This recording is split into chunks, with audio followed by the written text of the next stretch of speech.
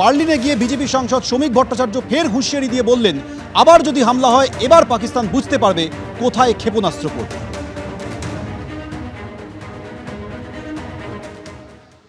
দেখুন, আমরা এখন পর্যন্ত ইউরোপের 6টা দেশে ভারতীয় বংশোদ্ভূতদের মধ্যে যে বিপুল উৎসাহ এবং উদ্দীপনা দেখেছি এবং তারা অধীর আগ্রহে অপেক্ষা করছেন কবে পাক অধিকৃত কাশ্মীর ভারতের সীমানার মধ্যে আসে।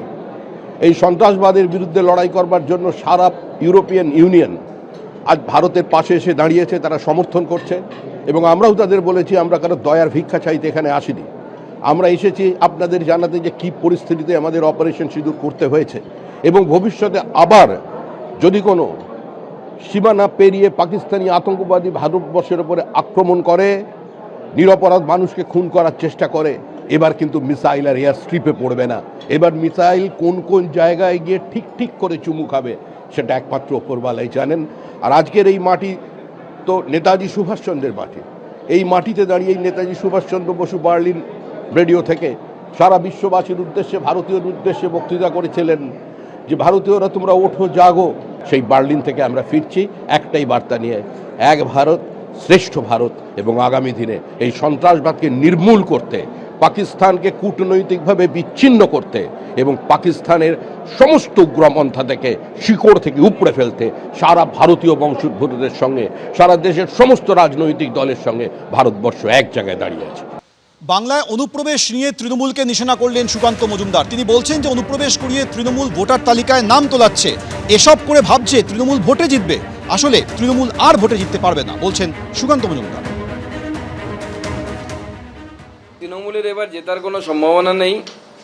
তৃণমূলের ভোট আসতে দিন, অবস্থা আরও দিন থেকে দিন খারাপ হতে থাকবে। তৃণমূল শুধুমাত্র প্রশাসনের জোরে টিকে আছে। প্রশাসন যদি 50 থেকে 60% নিরপেক্ষ হয়ে যায় তাহলে পরে তৃণমূল কংগ্রেসকে আর মাটিতে খুঁজে পাওয়া যাবে না। বিজেপির জন্য বাংলায় ক্ষমতায় আসাটা এই জন্য জরুরি, এই বাংলাকে ব্যবহার করে, এই বাংলার মাটিকে ব্যবহার করে তৃণমূল কংগ্রেসের প্রশ্রয়ে গোটা দেশের ডেমোগ্রাফি তথা বাংলার ডেমোগ্রাফিকে পরিবর্তন করা শুরু হয়ে গেছে। বাংলার ডেমোগ্রাফি অনেকটা পরিবর্তিত হয়ে গেছে, এবার রেস্ট অফ দ্য ইন্ডিয়া অর্থাৎ গোটা দেশের ডেমোগ্রাফিকে পরিবর্তন করার চেষ্টা করা হচ্ছে।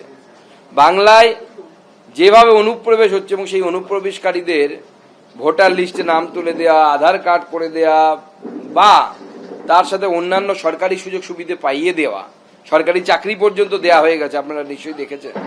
তো এর মধ্য দিয়ে তৃণমূল কংগ্রেস বাংলার ডেমোগ্রাফিকে অনেকটা পরিবর্তিত করে ফেলেছে। সেই জন্য এই 26-এর লড়াই শেষ লড়াই এবং এই লড়াই আমাদের সকলকে ঐক্যবদ্ধ হয়ে লড়তে হবে। পাল্টা জবাবে কুণাল ঘোষ বলছেন যে তার মানে স্বরাষ্ট্র মন্ত্রকের অধীনে থাকা বিএসএফ ঠিকমতো পাহারা দিতে পারছে না। সুকান্ত মজুমদার এরা কি ভাষায় কথা বললে বুঝবেন? যতবার এরা বলবেন অনুপ্রবেশ, যতবার বলবেন অনুপ্রবেশ হচ্ছে, তার মানে তো আপনাদের বিএসএফ পাহারা দিতে পারছে না সীমান্তটা। সুকান্ত বাবু, আপনার বিএসএফ কি আঙুল চুষছে? বিজেপির নেতা বলছে অনুপ্রবেশ, আর বিজেপির হাতে রয়েছে হোম মিনিস্ট্রির বিএসএফ। শুধু বাংলা নয়, কয়েকদিন আগে ত্রিপুরায় ধরা পড়েছে বিজেপি শাসিত রাজ্য। আপনাদের বিএসএফ বাংলাদেশ সীমান্তটাকে সুরক্ষিত রাখছে না, আপনি বলে যাচ্ছেন অনুপ্রবেশ।